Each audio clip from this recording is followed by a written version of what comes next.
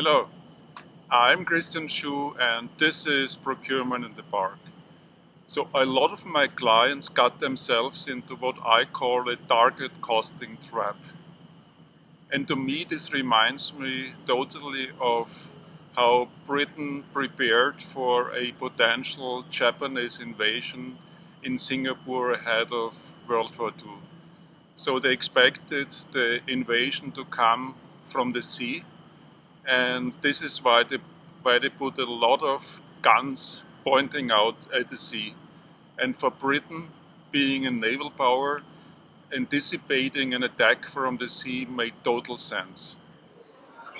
So the only problem with the strategy was that the Japanese didn't come from this side, where the ocean is, but from that side where the town and where the land is. So they used first a train and then a bicycle. So didn't really work out.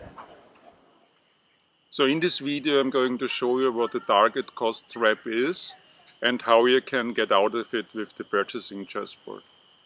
And don't get me wrong, I'm not against target cost. Target cost totally makes sense in the same way as pointing guns at the sea if you want to defend a peninsula. But just as it makes sense when you defend the peninsula also to look at the land side, just target costing is not enough. So let's first take a look at what target costing is. So it is a host of methods, so they can be called linear performance pricing or cost regression analysis, and these two are more statistics based. Then there are methods like clean sheets, cost-based price modeling, which rely more on factor cost.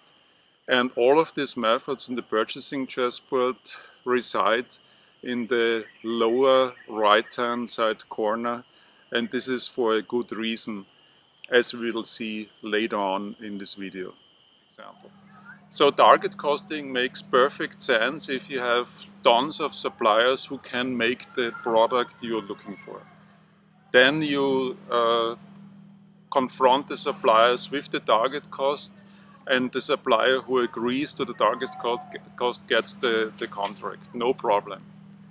But if you have a very limited number of suppliers who you rely on to the detailed engineering of your product or to mass produce your product, and then you maybe just have less than a handful of suppliers who can do that, overemphasizing target pricing doesn't make sense. It can be borderline dangerous for what you're doing, because in the end, the big suppliers that are so important for you, they have really, really high demand power.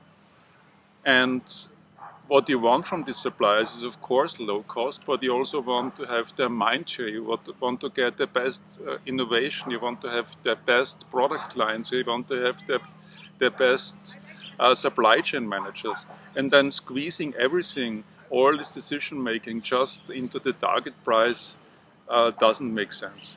And now let's again take a look at the purchasing chessboard. So all these target costing measures and methods are in the lower right-hand corner of the purchasing chessboard. If you're dealing with suppliers, as I described before, they will be in the upper right-hand corner of the purchasing chessboard. So this is almost as far away from target pricing as can be. So my recommendation to you, to any company, is by all means continue to do target costing, but use target costing where it makes sense. And target costing makes sense when you have a large number of suppliers you can choose from. This is when target costing is really powerful. But when you have a small number of suppliers, 2-3 suppliers that you rely on, you can use target costing as an information in the background, but apply the right methods for these suppliers, and these will be around partnering with the suppliers, seeking a joint advantage with the suppliers, doing some kind of profit sharing with the suppliers in order to make the business more attractive for them. So let me know how target costing is dealt with in your company. leave a comment down below, and as usual I will get back to you within 24 hours. Thank you. Bye.